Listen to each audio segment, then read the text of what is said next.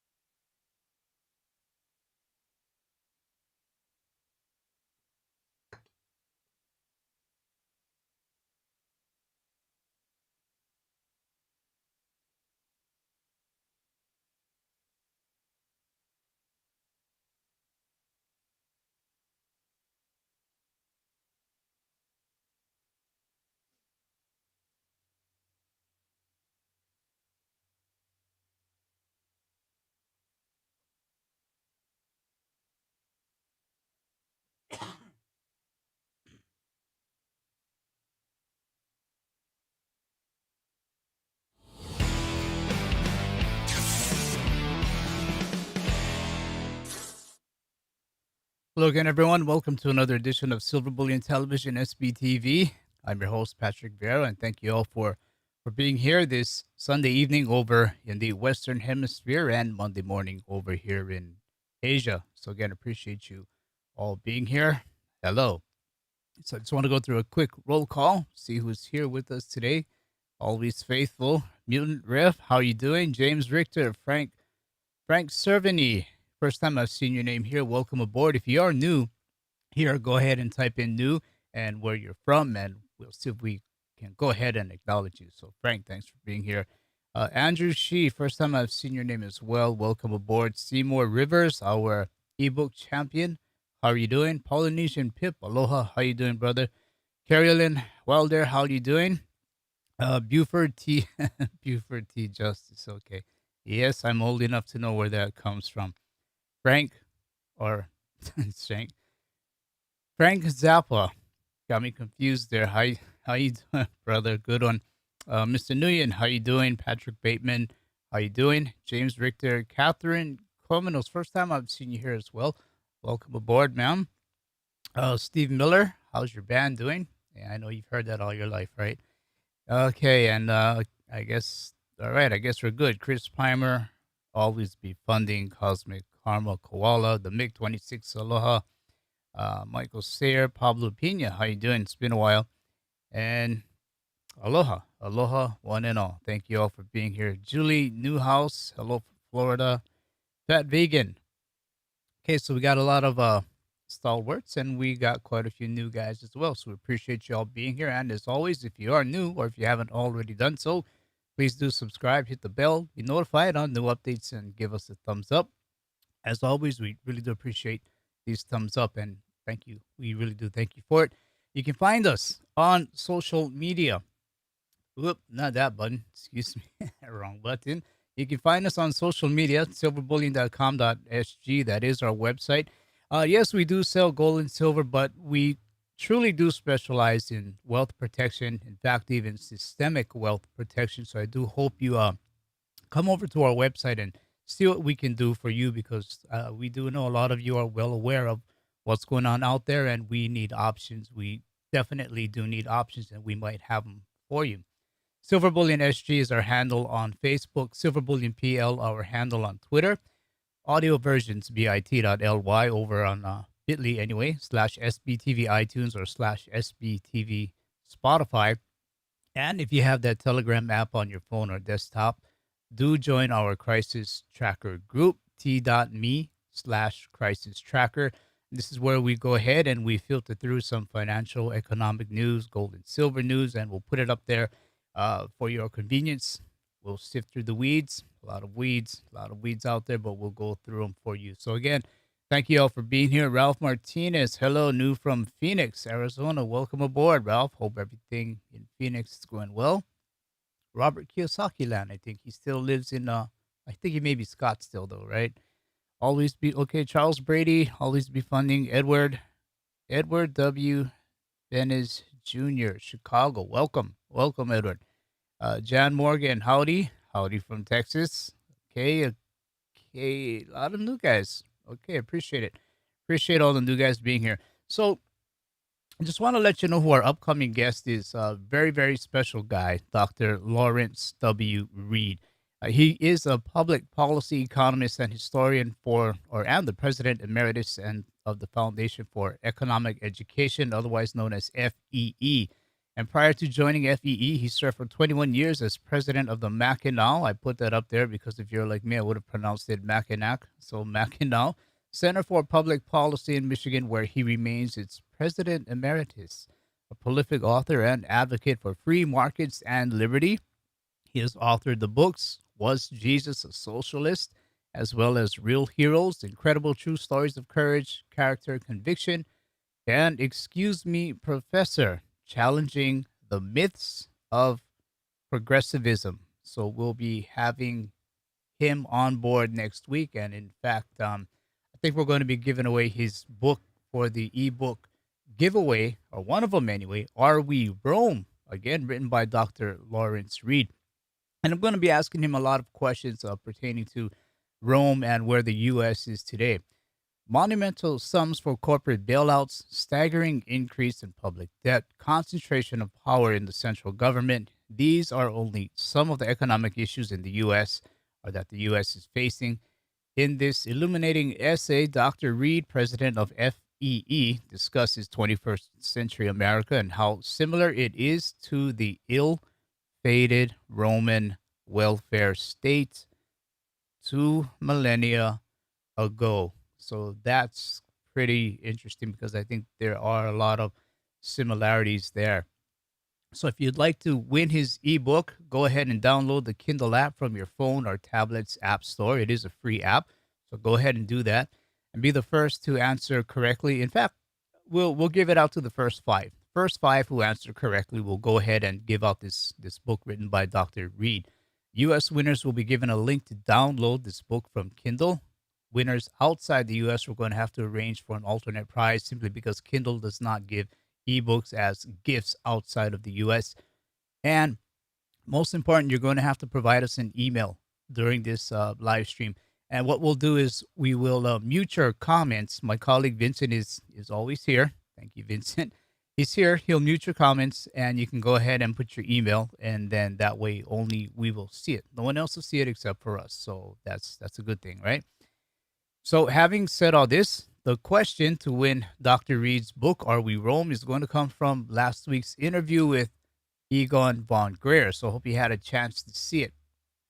And the question coming from that interview last week is, the bubbles are easy to spot so far. They have always been repaired by blank, blank.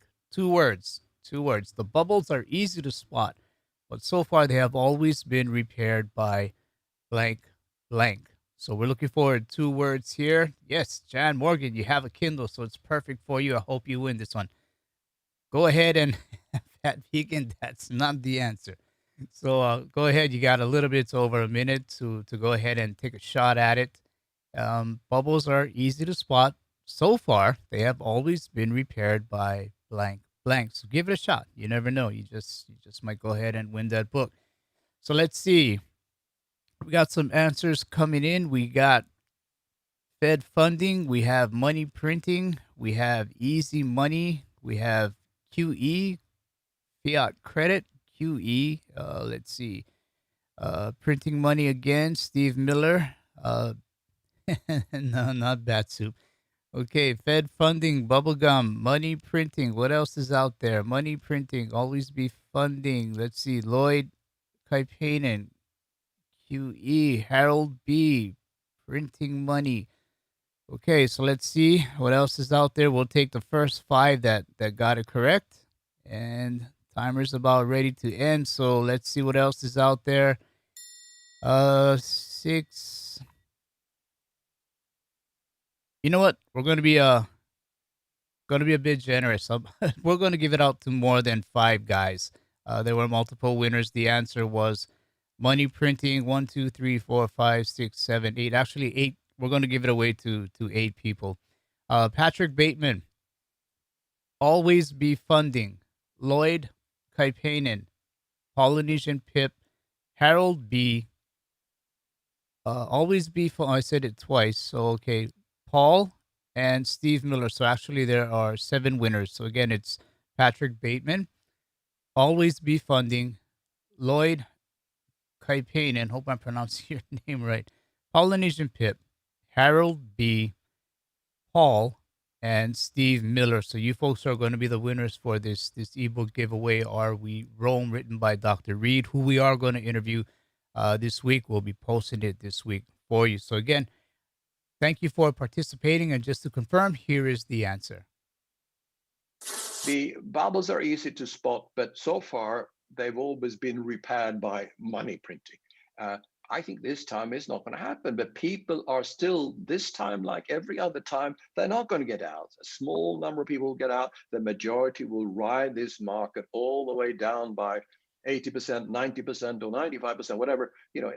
Certainly in real terms, it's going to go down 90, 95 at least. I see collapse of these bubble markets, and most people will have their capital totally destroyed and not be prepared, and that is in the stock market, in the property market, and in the bond market. Okay, so there you go. People won't get out. They'll ride it all the way down. Let's not do that, guys. Let's not ride it all the way down. Let's try and figure out an exit point. Interesting statement from a man that knows wealth protection. So again, just for my colleague Vincent, Patrick Bateman, always be funding.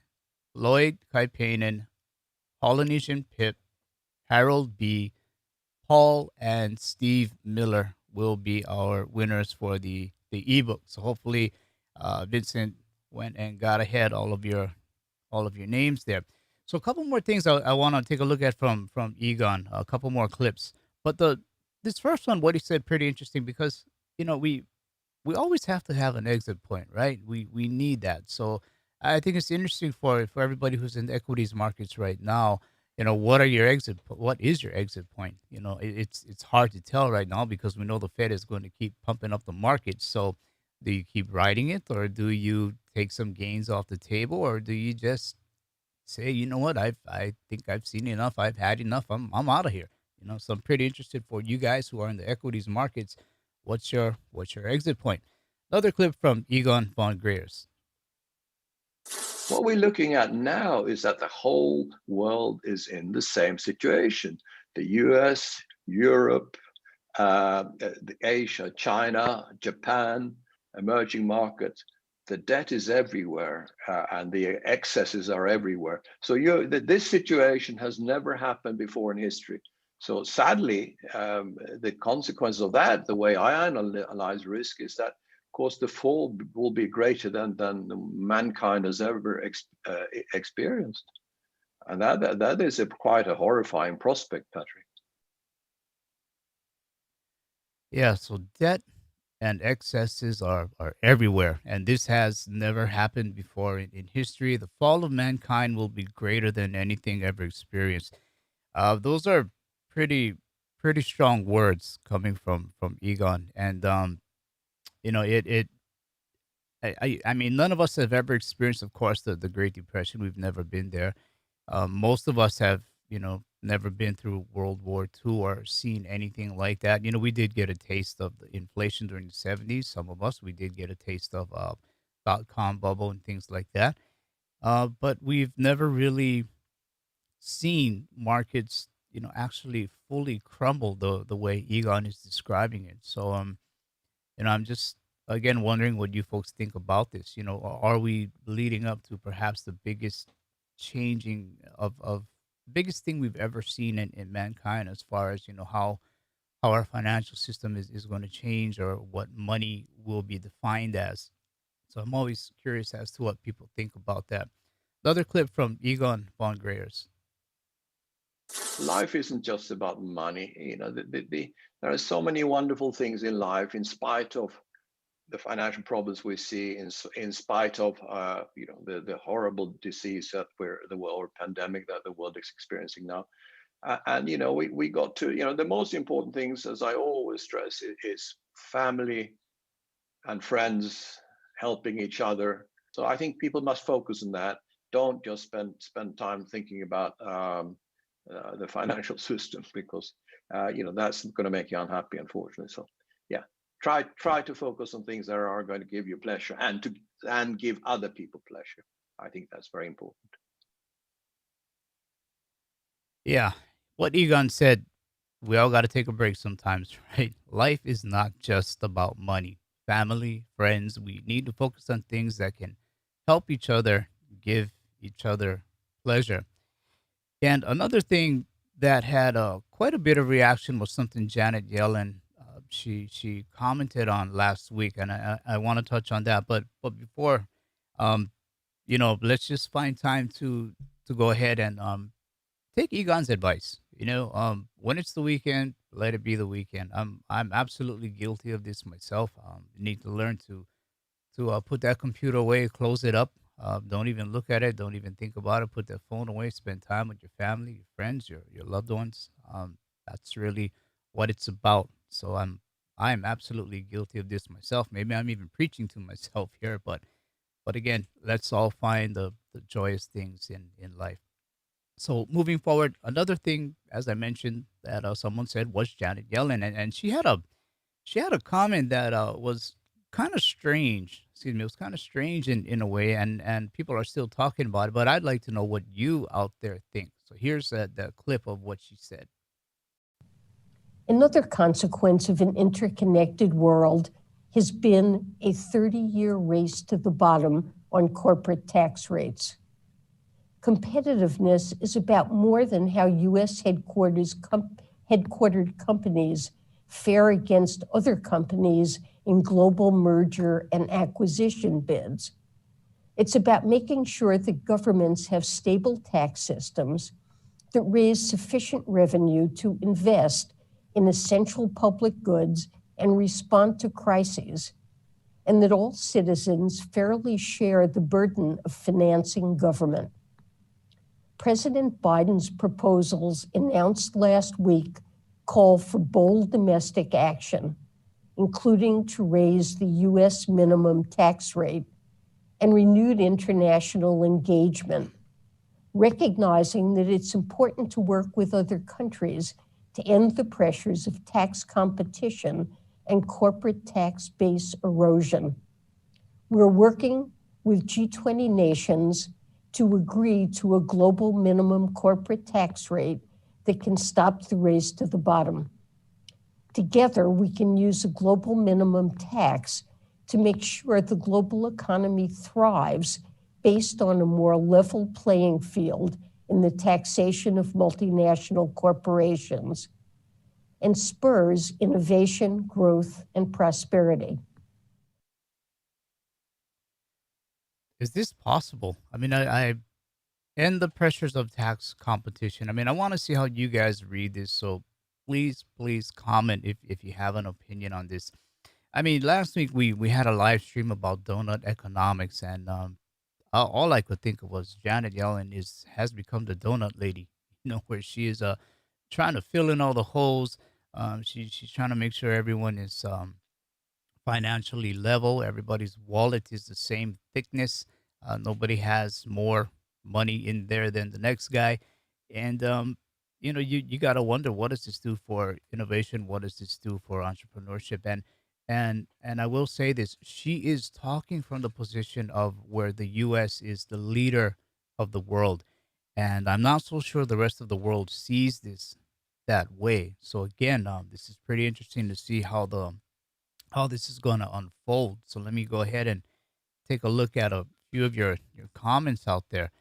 Seymour Rivers. You know what? Pretty close to it. Pretty close to that, my friend. I mean, if you're gonna level the playing field all across the world, how are you gonna do that with different cultures, with different governments, with different laws, with all of these things? Eventually, you're going to have to consolidate all of these things as well. So that's a good point there. So let me see what else is out there. Uh, Bay Creek History Detectives. Yeah, that's what we're just saying. I mean, you're going to have to consolidate a lot of things. I mean, the world is a diverse place, and in my opinion, that's the beauty of it. We've got a lot of diversity, a lot of different cultures, different colors, different, and I mean, so many different things. And to smooth something over like this sort of paints the world as just being, you know, gray, not even black and white. It's just gray. No leeway for anything there. So what she said, it's pretty interesting. Frank Zappa, I mean, that's another point that I was bringing up as well. She's saying this from the position where the U.S. is the leader, and I think you have to ask the rest of the world that, because I'm not so sure, if the rest of the world sees things that way. So again, interesting to see where she came from, with this. So moving on, I will go over to our website and take a peek what's going on here. Silver and gold price. This is our website, silverbullion.com.sg. US dollar terms, silver 25.27, a little bit down. Gold 17.42, so it's come up a bit. Still down, but it was further down earlier. Nickel 16,643 per ton. So nickel is starting a slow march upward once again. Nickel, if you're wondering why nickel is one of the key components in electric vehicle batteries. And so, if you would like some nickel exposure, being that governments are already moving towards electric vehicles, if you want some exposure, come and visit our website here. You can actually get physical nickel. Okay, so moving down again, the investor kit. This is a free item. Just click on it. A PDF will open up, and you can go ahead and either download the PDF, or you can go ahead and look at it on our website. And of course, do sign up for a Star Storage account. This is free. There's no charge to maintain this account. And it's a good idea where we are at this time, at this point in the world, to make sure this thing is up and ready to go for you, if in case you need to come into it or use it. Silver to gold ratio is 69. It's still, I would like to see it get back to that 65 level. 69, it's a bit tough, but that does tell you it is time to buy silver. If you're on the fence to buy silver or gold, if you're trying to decide which one, 69 is an indicator that may tell you it is still the time to be buying silver. Okay, it's moving down a bit more. Featured products again. This is nickel, as we talked about before, where you can get some exposure to that nickel price, especially as I mentioned, because of electric vehicles and the batteries. Nickel is a very, very key component in batteries, so it will be in much, much higher demand. And of course, LBMA bars, as I like to take a look at, we have 327 ready for storage. You can just buy it. You click on this, you buy it, you own it. It is yours. And we have one for one strong guy who wants to come over to the shop and pick it up and take it home. I would advise you to bring some a piece of luggage with you, so you can wheel that thing out. Very, very heavy. So again, if you open up your storage account, you would be able to purchase this. As we can see right here, you need to sign up as a Silver Bullion user. So what you do is just come here, click on sign up here, and then we have 6 different types of accounts: personal, joint, trust, joint with a minor. This is a good one. Business account, this is also good, and retirement account. And I said this last week. I'm just going to say it again. Markets are hitting all-time highs just about every week. And the thing is, you're watching your 401k go up with the markets. And with that, as we do expect markets to come down, when that comes down, your 401k more than likely will take a bit of a hit. So you may want to talk to someone about rolling over some of that 401k into a precious metals IRA. So an account registered in the name of retirement investment vehicles held by the clients, such as IRA LLCs, self-directed IRAs, and superannuations for you guys over in Australia. Okay, so this is a good one to have, and it's fairly simple, fairly straightforward to open up the account. Let me just give you this one as an example. It's really just your name, perhaps your passport, some ID. For the IRA, you're going to have to set it up with a company that will actually handle your IRA, and then you can go ahead and purchase precious metals from us. And be sure to go ahead and click SBTV. Let them know that you found out or you heard it about us. If you want newsletters, it's here. This one I would tick customer notifications via encrypted secure notification. This one, a lot of people like it. You'll just get an email saying you have a message from us. So that way, Google, Yahoo, any of the other email entities out there, the content, the body of your email is not exposed, and that's really just about it. Twitter, for some reason, my bookmarks haven't been working, so I was not able to bookmark very many items. So I'll just do this one. This story here coming from Reuters, where the U.S. is considering cash payments to Central America to stem migration. So the U.S. is considering a conditional cash transfer program to help address economic woes that lead migrants from Central American countries to trek northward, as well as sending vaccines to those countries, said a senior White House advisor or senior White House official. So I tell you what, let me scale this back here, and I'll go ahead and play it for you. The US is considering sending money to Central Americans in an attempt to stem the flow of migration. A senior White House official told Reuters the program would aim to address the economic woes pushing people to move. There's been a steady increase in arrivals at the US-Mexico border in recent months. Some 168,000 people were picked up by US Border Patrol agents in March, the highest monthly tally in 20 years. Roberta Jacobson, the White House's Southern Border Coordinator, said the potential program will be targeted at people in Guatemala, Honduras, and El Salvador. She told Reuters, quote, "We're looking at all of the productive options to address both the economic reasons people may be migrating, as well as the protection and security reasons." Republicans have already hit out at the idea. House Minority Leader Kevin McCarthy said Friday that the idea was insulting to millions of Americans out of work. Republicans blame the recent surge in arrivals on Biden's decision to reverse former President Donald Trump's hardline immigration policies. Biden has instead called for $4 billion in development aid to Central America over 4 years to address the underlying causes of migration. On Friday, the White House requested $861 million from Congress for that effort in Biden's first annual budget proposal.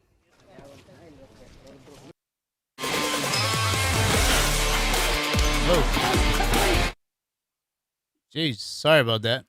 Oh my gosh, sorry about that. So I mean, I'm just okay. Everybody can hear again, right? So yeah, I mean that one I found a bit curious because I mean at some point you're going to have people starting to say, hey, what about me? What about me? And for for this kind of a thing to go on where you're really going to start taking care of other countries again. I mean, I understand the humanity part, but I mean, at some point, you also have to be responsible to your own citizens as well. So, I mean, I found this one.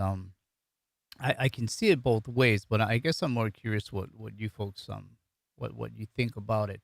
Um, again, the humanitarian part, I understand it, of course, but you also gotta consider your own people. So it's kind of a kind of curious. So again, I'm just looking at want to see what your opinions are.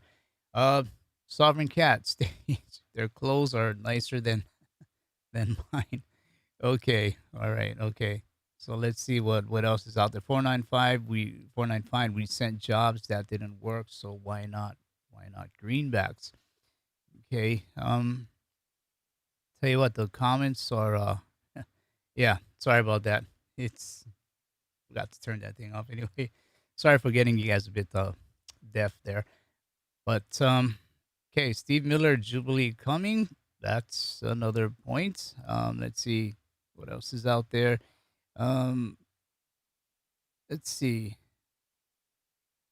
Frank Zappa. Well, after years of pillaging and suppression through puppet dictators, that's what you get. U.S. should have had a constructive partnership with Southern Americans.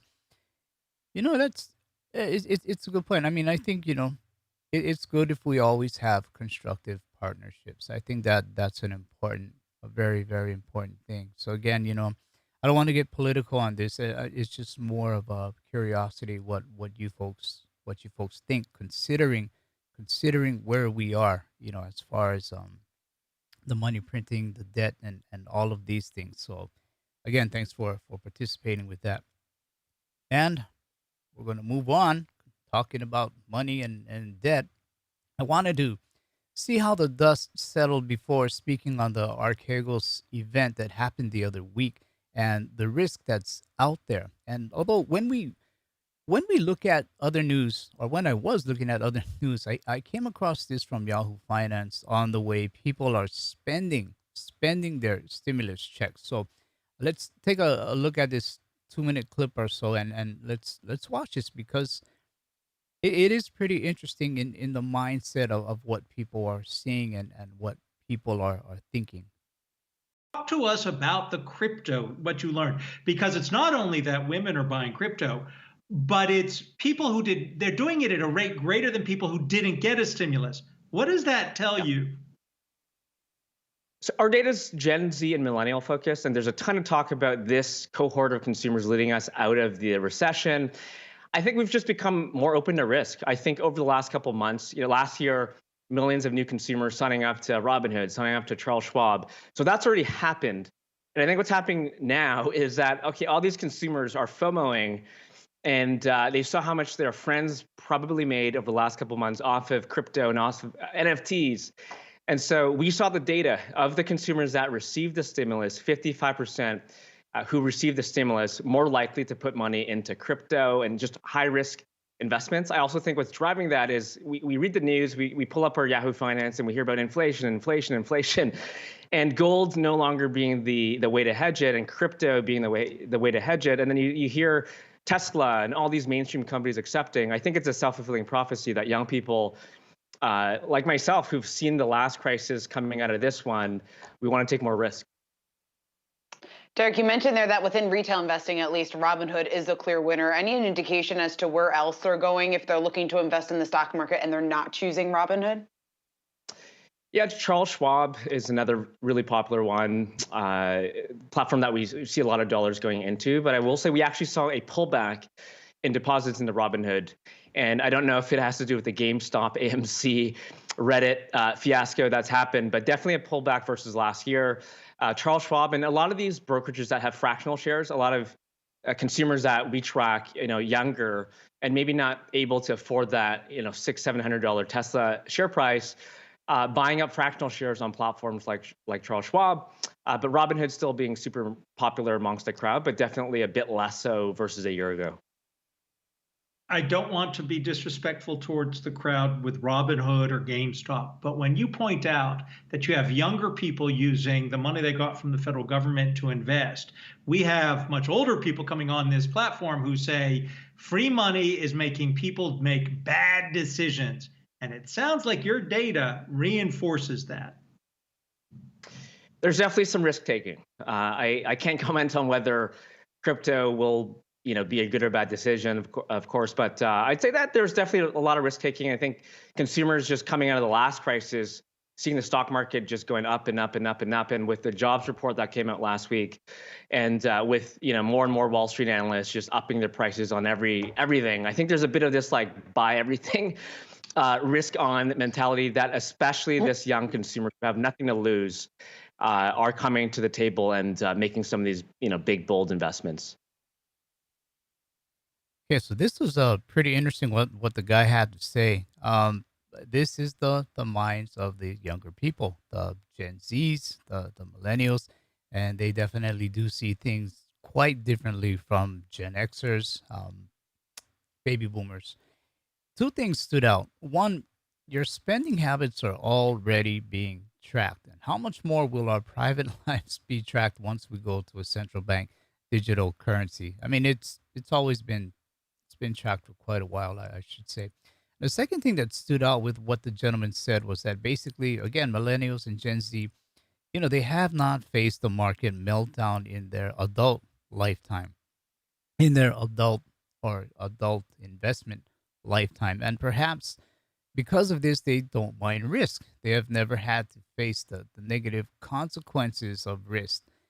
And this part is interesting because a lot of this is because of the Fed. The Fed, or what central banks do, what governments do, they remove the fear of losing money and replace it with the fear of missing out. As this gentleman said, FOMO. He even said the word FOMOing. Okay. So although don't let their numbers fool you. Risk absolutely does exist. Risk does exist, and we'll take a look at some of these things in quite a bit. So I just want to take a look at some of the comments out here. Let's see. Okay, hang on. Let's see.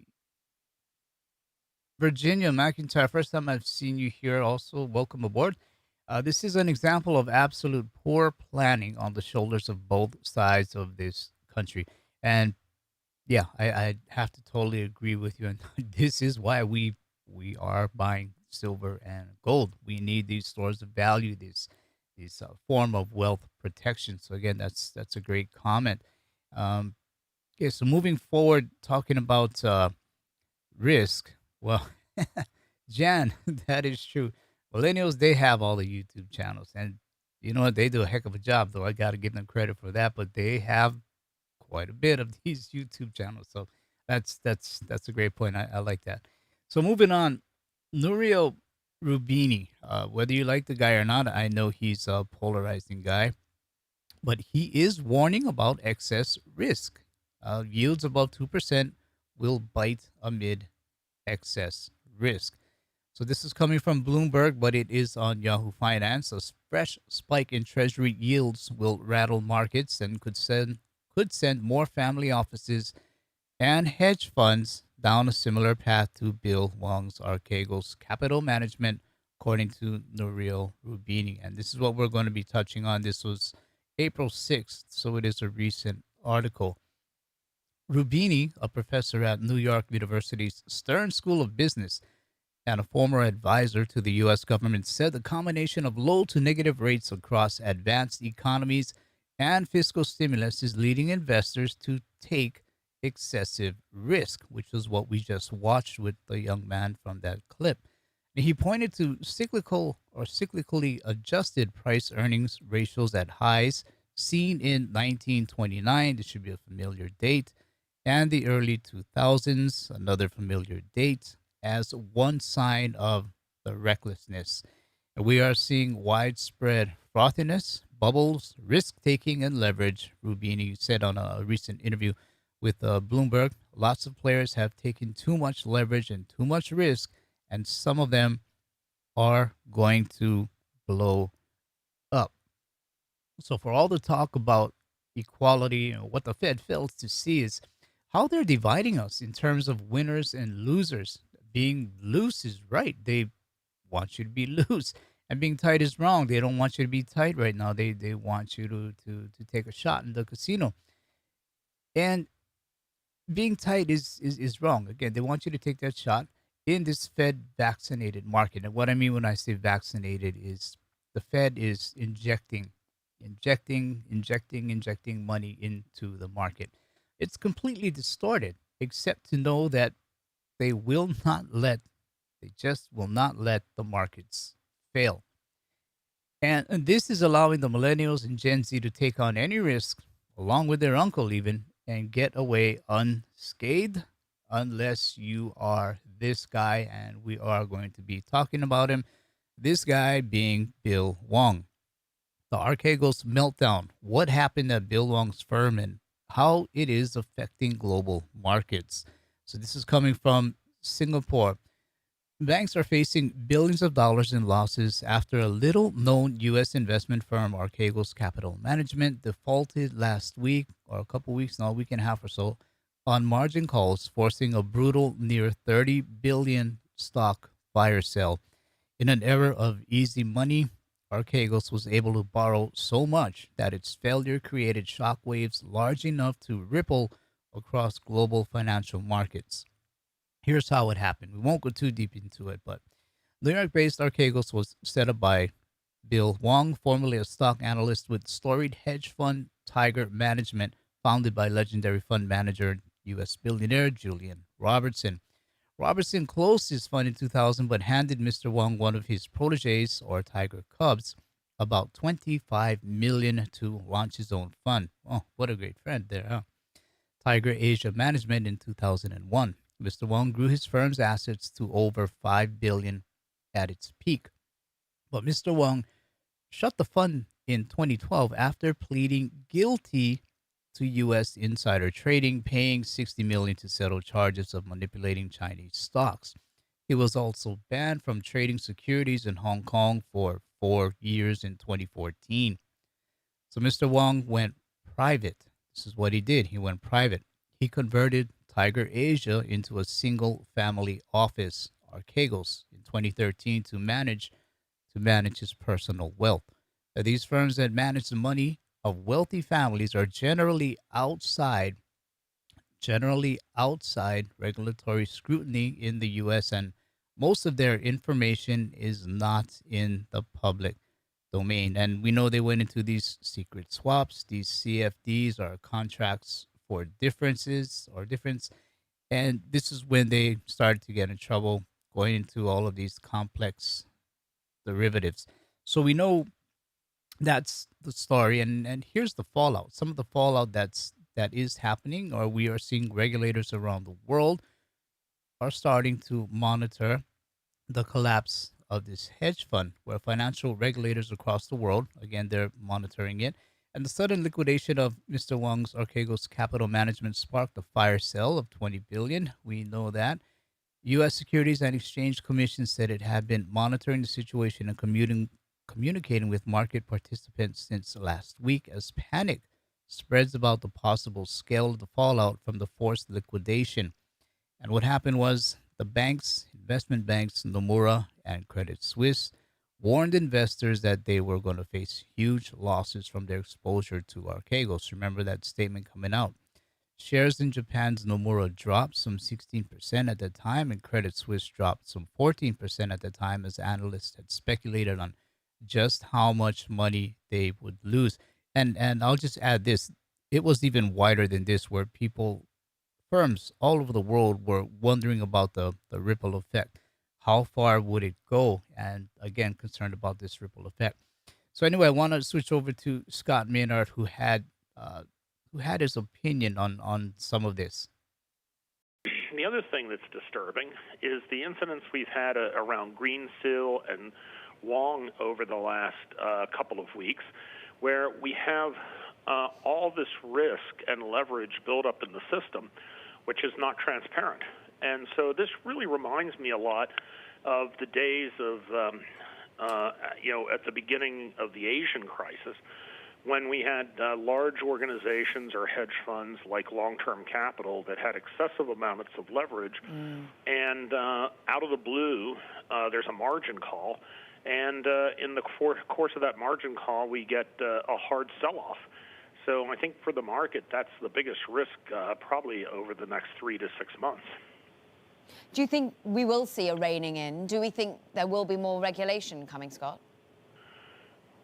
Caroline, I absolutely think so. And one of the places where I think we're going to get more regulation is in the SPAC market. If you look at the earnings estimates that have been provided on the SPAC combinations, or de-SPACing as it's referred to, the actual delivery on those estimates has been dismal relative to what the sponsors have advertised. I think that that's just one area, along with the private family offices that don't have to report to the SEC about how much leverage they have, that's going to cause regulators to become more disciplined. And I think being part of a Democratic administration, the Biden administration is in favor of that.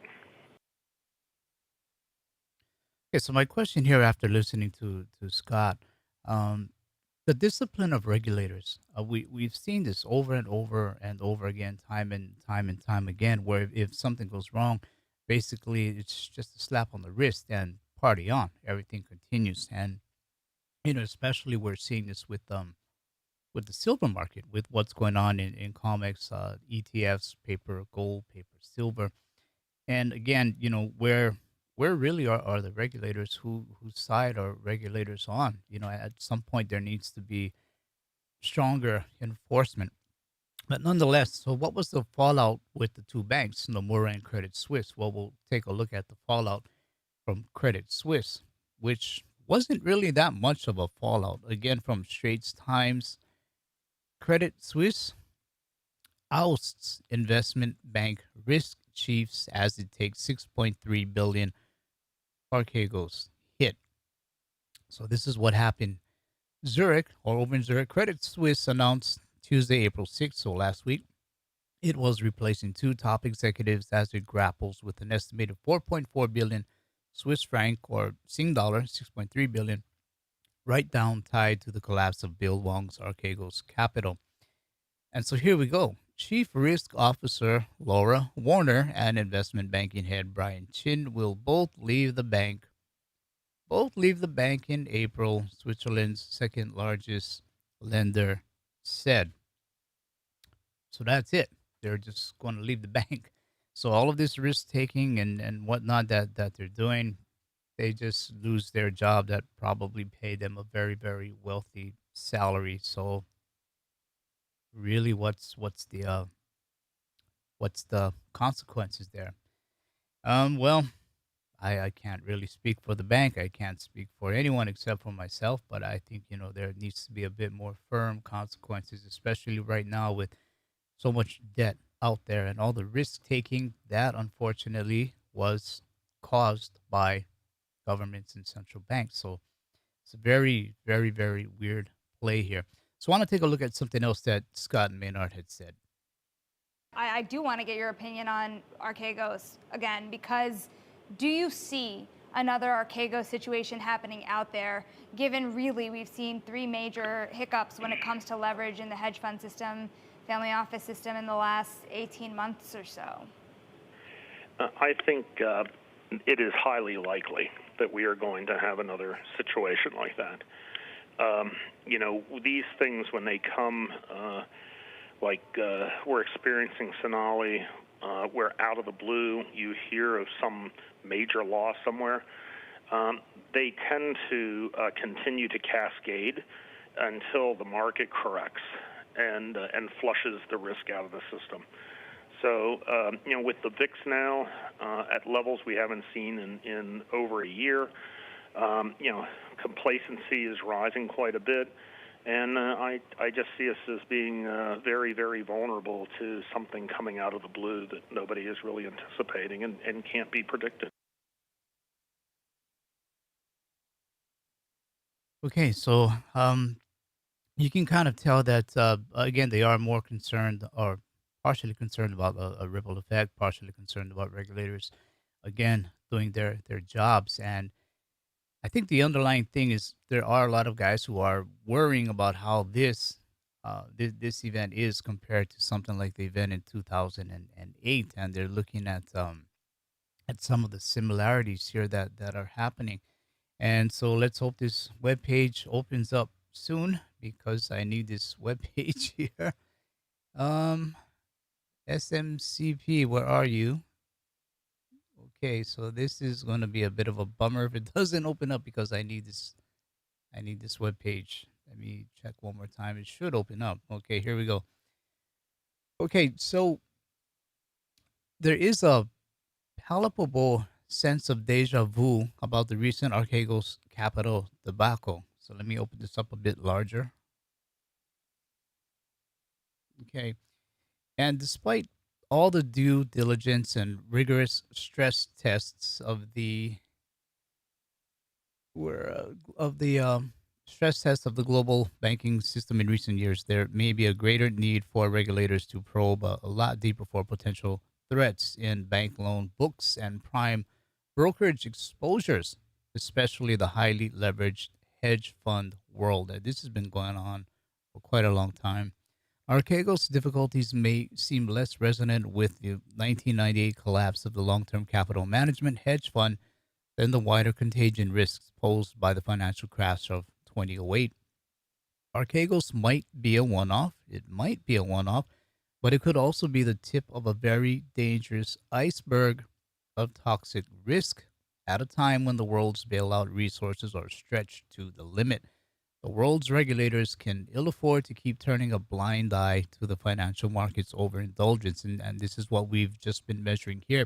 But looking at this paragraph, something else comes to mind where uh, dangerous iceberg of toxic risk at a time where the world's bailout resources are stretched to the limit. Well, there's one source of bailout money that is still out there that they haven't touched and that they will not talk about. When we go back to 2014, remember the G20 signing or agreeing that if banks get in trouble, they can go ahead and take your deposits as a bail in.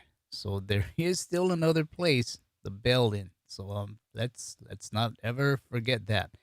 So if the 2008 crash was supposed to have taught the world one thing, it was a need for much tougher regulation and better transparency in the industry that brought the global financial system close to complete collapse. And over the past 13 years, however, one can only wonder if the world has learned any lesson in the dangers of extreme financial engineering, explosive off balance sheet growth, and endemic risks in the global derivatives market. Cheerleading for this kind of business might reap huge profits for Wall Street investment banks while the going's good, but when the chips are down and market conditions sour, it's governments and ultimately you and me, taxpayers, who end up salvaging the situation as they did back in the bleakest moments of the 2008 crash. Risk is ripe. We've been saying this. The risk is absolutely ripe. And this is completely on the backs of central banks and governments, and let's add in regulators as well. Although they shouldn't, they do have an appetite for risk. Okay, they do as well, and so do family offices such as Mr. Wong. And though more private, they do take risks as well. However, when I say take risks, it's again because the Fed has kept rates so low for so long that people had to take on risks to look for returns. And again, this definitely falls squarely in the lap of central banks, governments, and even regulators. So it's just something that we can't forget. Let me take a look at a few comments here before we go on. Let's see. Let's see. Okay. Let me see what I can put. A lot of you guys are kind of angry out there, huh? I get it though. I truly get it. Um, yeah. So a lot of you are asking about, why should we even pay taxes and things like that, and so okay. Well, I will skip this part. I think you guys are doing okay there. So let me move on. So what it ultimately has done now is it's put a spotlight on risk taking. Okay, even though you know what's the risk right now, just ride everything as long as you can on the way up. But yes, there is a risk that as fast as it has gone up, as fast as you think it has gone up, it'll come down a whole lot quicker. And it is putting a spotlight on risk taking. This from the Business Times, Banking and Finance. Let me make this a bit larger again. Okay, so let's see here. Sorry, guys. Highly leveraged Archegos Capital's downfall is the latest signal of investors' hunger for risk taking being far from satiated, even after a run that has lifted the S&P 500 index around 80% in a year. The impact of the hedge fund's troubles seems to have been limited so far to a handful of stocks from Viacom, CBS, and Discovery to the shares of investment banks which default or dealt with the fund, such as Credit Suisse, without rippling out into broader markets. So far, they feel it's contained. They don't see that much ripple effect so far. Yet there are other signs that the mood has turned exuberant in recent months, leading to potentially excessive risk taking across asset classes. Among those are the market's robust appetite for special purpose acquisition companies, SPACs, which we talked about, the popularity of cryptocurrencies such as Bitcoin, which we've talked about, an 850% rally in the shares of GameStop, which we also talked about, that being meme stocks, and how any type of tweet nowadays or any type of post can really, really move the market. And this is fueled by retail investors with the help of options on sites such as Reddit's Wall Street Bets. So let me go down here again. My guess is we're going to see a whole series of these examples, and we will be looking back on this several years and saying this was a period of phenomenal, widespread risk taking where standards were lowered. And, again, they're saying things like this because when you look at meme stocks, when you look at SPACs, where you just drag out celebrity, I'll just say it the way I see it. You drag out celebrities, they're going to pump it up, get you to come in and give your money to them. And I think the statistics are showing that SPACs overall are not doing that well. And then you have NFTs where I'm not sure if I can say this, but you will own nothing and be happy. I mean, we own what digital resemblances of something real. Then again, we have cryptocurrencies that are doing very well. It's the anti US dollar thing, along with gold and silver, which is anti US dollar. So, I mean, you got to kind of wonder where is this economy going? There's so much risk taking right now, and I would say it is because a lot of us are Gen Z, Gen X, not Gen X, Gen Z and millennials. They haven't really felt the pain, and the Fed is just continuing to push up the market. So it's we got things that are working in opposite directions right now. But nonetheless, because of this, regulators are looking more, excuse me, at a little known segment of the financial industry, and that, of course, being family offices. So I want to play another clip on Archegos. And we're also learning more about the man behind the Archegos capital management fiasco. Can we call it that? The firm whose demise over the last few days is still being felt across Wall Street. Leslie Picker joins us now with a look at Bill Wang and his fund's eye-popping leverage levels. Andrew, I think we can call it a fiasco, especially as you mentioned, we're learning more about what exactly happened and its ripple effects. Bill Hwang flew a little too close to the sun. By taking on an insatiable amount of risk, he grew his Archegos capital management into an investing whale. But when several positions turned against him, it didn't take much to tip his firm into turmoil, causing tens of billions of dollars in forced selling. Now, the risk levels he ran defied logic. I spoke with several hedge fund managers who said they could not fathom that type of tolerance. The Financial Times reported that banks were lending to Archegos at ratios as high as 8-to-1. Citing people familiar with the matter, the FT added that in some trades, ratios were as high as 20-to-1. That means that it would take just a very small move downward in a name to wipe out the whole position. Now, it's also reported that he ran a book that was heavily concentrated as well as illiquid. A spokeswoman for the firm telling CNBC, quote, "This is a challenging time for the family office of Archegos Capital Management. Our partners and employees, all plans are being discussed as Mr. Hwang and the team determine the best path forward." Archegos is a family office, meaning it's not in the business of managing money for outside institutions like pension funds, endowment funds, nonprofits, things like that, as a hedge fund would. That could be partially why Hwang's risk appetite was so high. Andrew. So what happens next? The fund, how much money do we think he's lost himself? We haven't really calculated that, have we? Yeah, and there's no way actually to know. There are no real SEC filings to try and kind of piece together information on him and how big the fund really was. There was a Reuters report that said he managed about $10 billion, but that his exposure, including leverage, was something closer to $50 billion.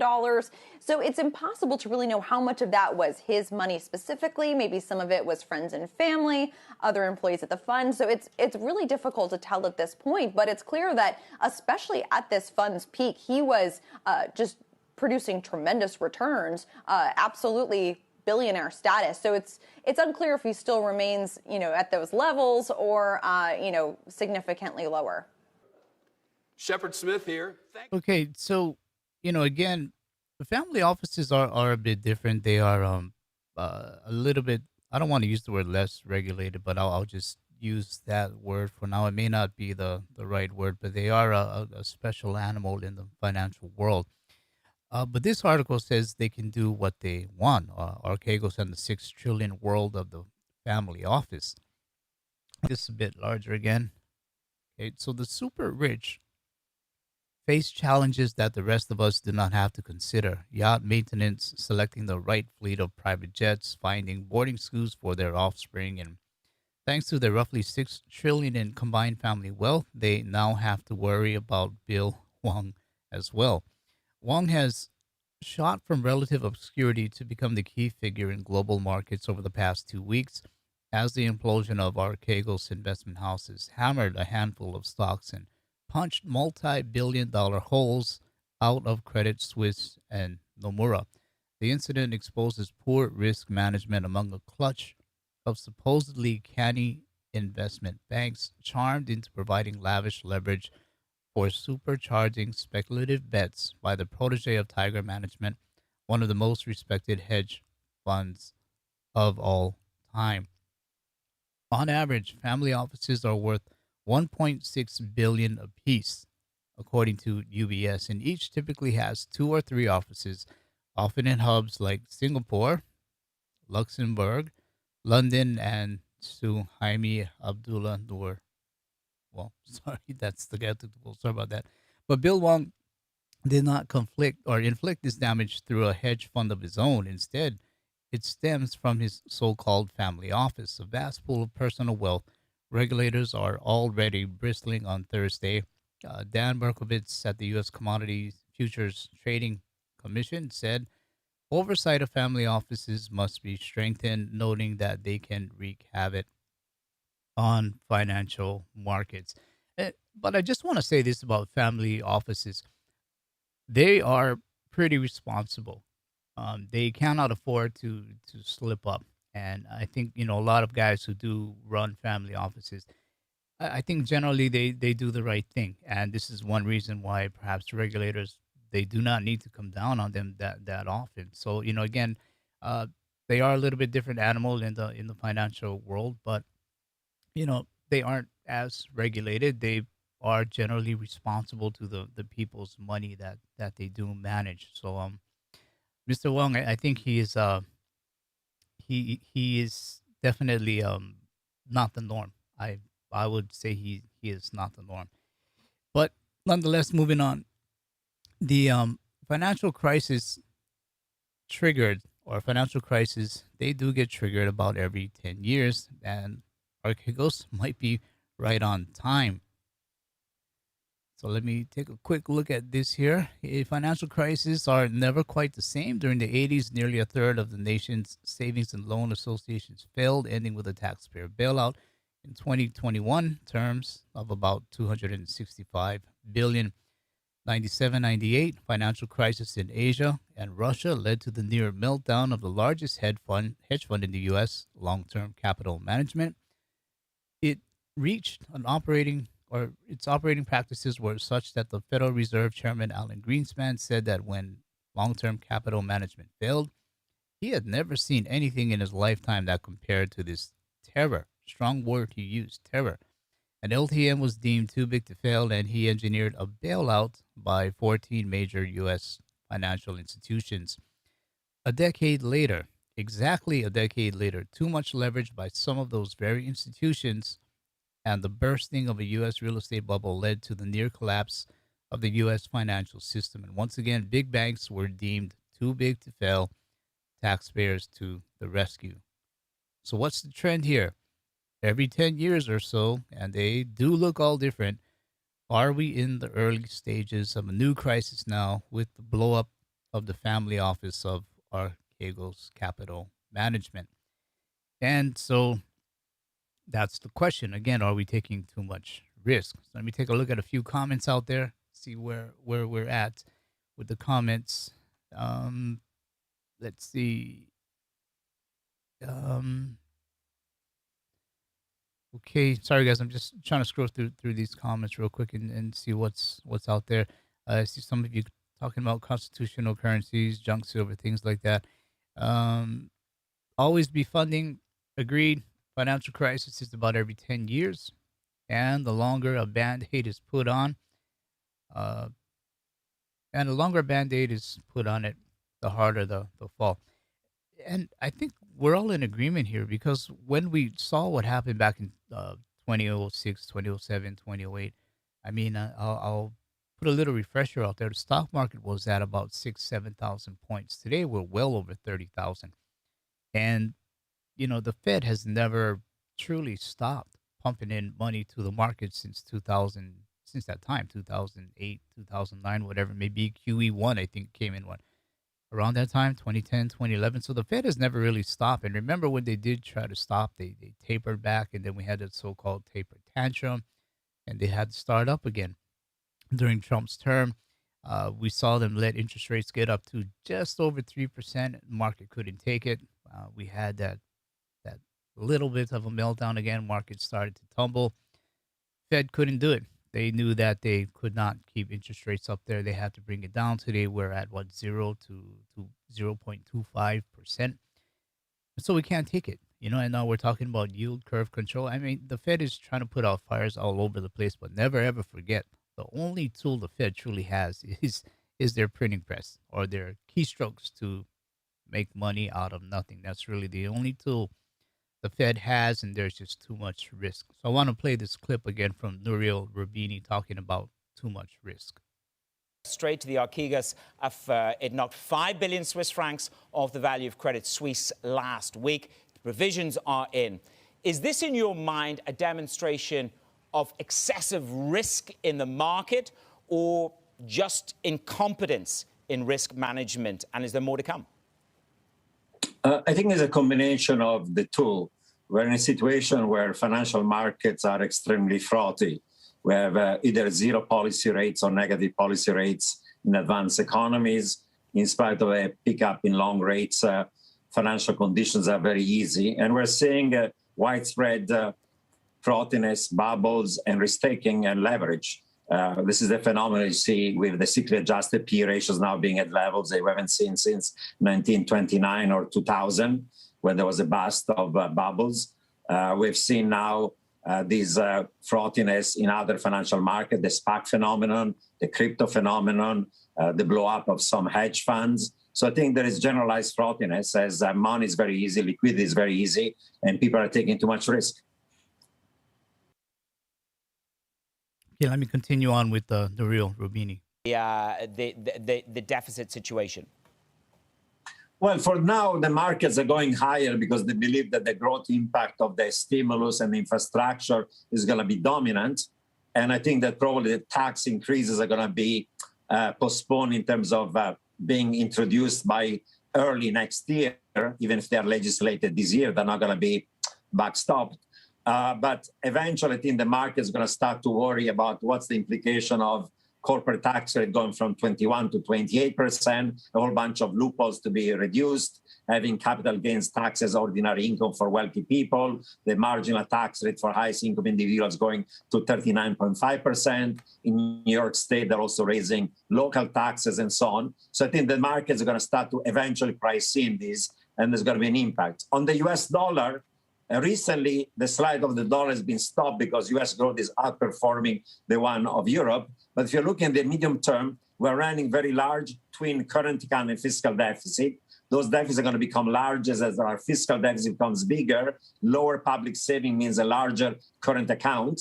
And now you don't have the capital inflows to backstop the dollar because now the Fed is saying zero rate QE for as far as I can see. And finally, Another weakness of the dollar is going to come from the fact the U.S. is using the U.S. dollar as a tool of national security and strategy, and using sanctions against strategic rivals. And these strategic rivals, whether they're China, Russia, Iran, North Korea, wanting to diversify away from dollar assets and from a dollar funding system. So if you're looking at all these factors, I would say that the dollar will gradually weaken over time, even if in the short term, growth outperformance of the U.S. is strength in the dollar. The direction of the dollar is south over time.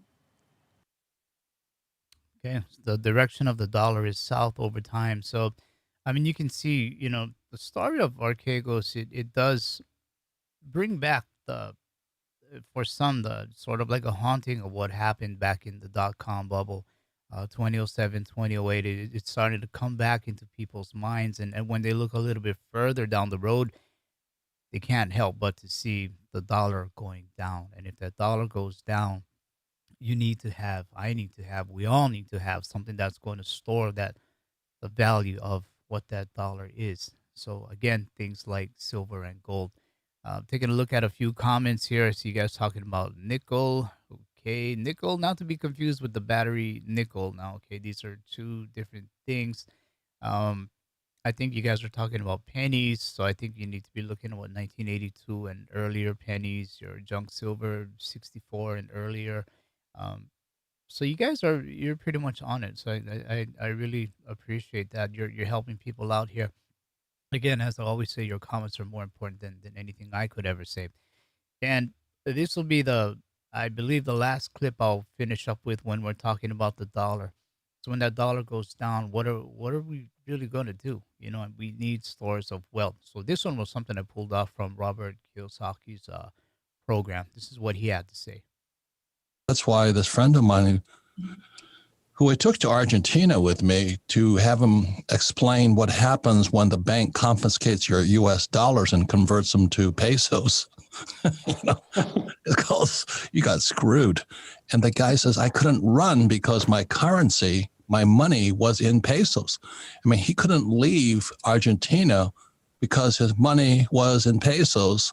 And the same thing happened in Germany and the Weimar. This is history repeating. That's what happened in Zimbabwe.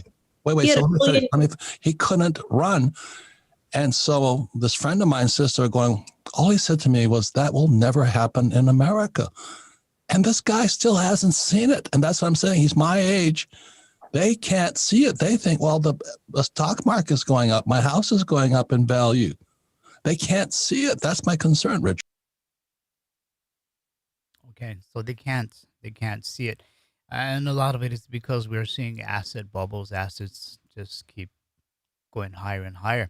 But when you think about what Robert Kiyosaki said and his friend over in Argentina, one thing you got to keep in mind, or we all need to keep in mind, is people in those countries, when their own currencies started to go bad, they looked at the U.S. dollar. They went over to U.S. dollar. They moved over to the U.S. dollar. But the problem is for people in the U.S. now, you can't move over to the U.S. dollar. You're already in it. So what are you going to do? Other countries would seek safety in the U.S. dollar, but if you're in the U.S., what are you going to do? That's your home currency, the world's reserve currency. You need something to store the value of your dollar, of your wealth. So going forward, in all recessions, meltdowns, they're all a part of what markets do. They do that. I don't know if I should say it's a natural thing, because it's unnatural that we keep having interference from central banks. But it's been a while since we've had a true cleansing. It should have came back in 2007, 2008, as mentioned. But the Fed pretty much patched up the holes and reinflated the economy, and here we are today. And I have to say, more holes have torn through the economy, but the Fed this time, they figured out that in order to keep us unaware and tame as to what's going on, they simply have to put some rice in our rice bowl. That being finding ways to keep companies afloat, zombie companies, finding ways to just give us enough to be able to get by. That being things like pumping up the stock markets to think that the economy is doing really, really great, or things like We're seeing a bit of inflation in home prices. People are seeing their home values rise, and they're feeling good about things.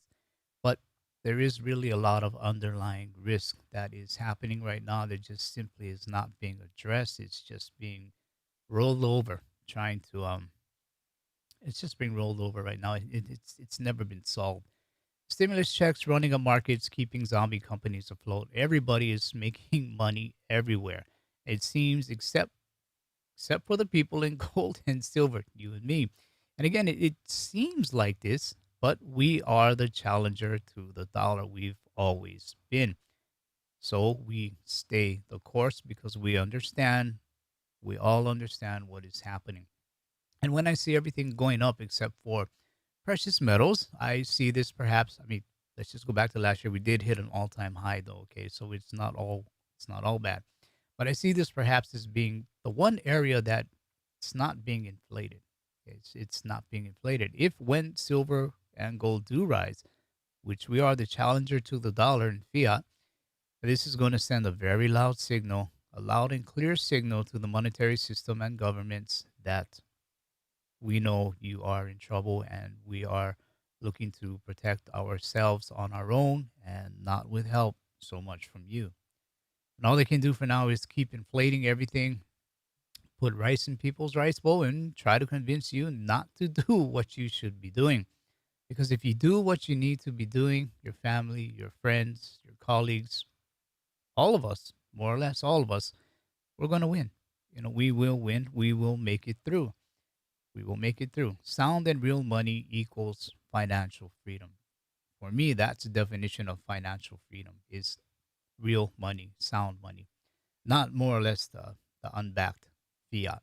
It's not the unbacked fiat. So that pretty much is what I had out here for you guys today. Again, we all see where this is going. Archegos was just an example that, we're going to spring leaks, there's going to be leaks coming all over the place, and the Fed is going to be trying to, or central banks, governments, they're going to be trying to plug up all these holes, but eventually won't be able to plug them up or plug them up fast enough. So again, gold and silver, I think it's exactly where we need to be. Again, this is not financial advice, professional or otherwise. I'm just sharing with you what I do, and I can share it comfortably with you. So let me take a look at a few comments out here and see what's going on here. Let's see. Oh yeah, one more thing though. I think it's had a message here. Egon von Greyerz, he said that Archegos is Archegos is only one entity, and what if more should blow up? I mean, this goes back to the more more holes, start to open up, more leaks start to open up. So I mean, could it just be really just one off, or what happens if there's more out there? I mean, what do you think the Fed is going to try to do, or be able to do if more of these leaks start to spring open? Um, let's see. Okay. Um, Sorry about that. I just had to check some messages. So anyway, yeah, I'm looking at a few of your comments. You're welcome. You all are welcome. I do hope you do have time to watch that Egon von Greyerz interview. He did make quite a few good points about where we are at this time period with the monetary system, with the financial system. So I do hope you have time to go ahead and take a look at it. Um, just take a look at a few comments before we head out. Um, let's see. Fat vegan silver is not junk. Well, I'm talking about the 90% silver there, and comics is the spoof price. Okay, okay, I can go with that. Um, let's see. Sarge 27 1. There is a squeeze happening right now. We're seeing the cracks show up in the dam. Sit back and wait. It'll be worth it. Um, that is true. I think the demand for silver, I think it is still pretty high. And that is kind of keeping the premiums at a high price as well. Even though the spot price may be going down, the demand, physical demand is still high. But with that, when you see tweets and things like that, uh, really try and take a step back, and read the tweets, and then research things on your own, and see really, what's out there. When guys say something, is it really really that way, or is it partially that way? So we need to kind of take a look at things that are floating out there. So anyway, I just want to tell you guys, as always, just be a blessing, not a burden. We all know what's coming up, and we're all going to have to help people out there. Do the best we can. We need to do the best we can. And with that, I will, as always, say, saddle up for what's coming ahead and silver up. I'll see you guys next week. Thanks for joining me. Take care.